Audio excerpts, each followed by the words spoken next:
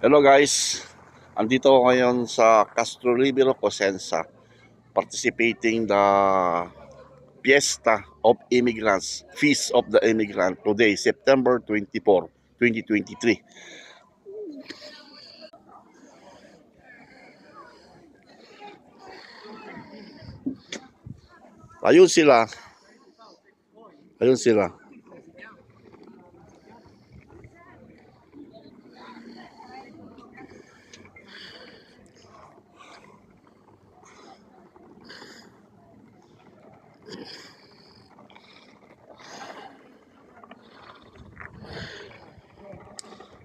Wala pang mga tao, wala pang mga tao.